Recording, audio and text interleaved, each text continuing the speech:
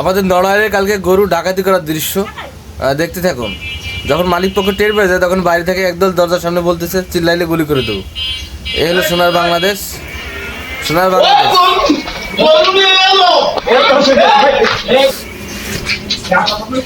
কি একটা অবস্থা!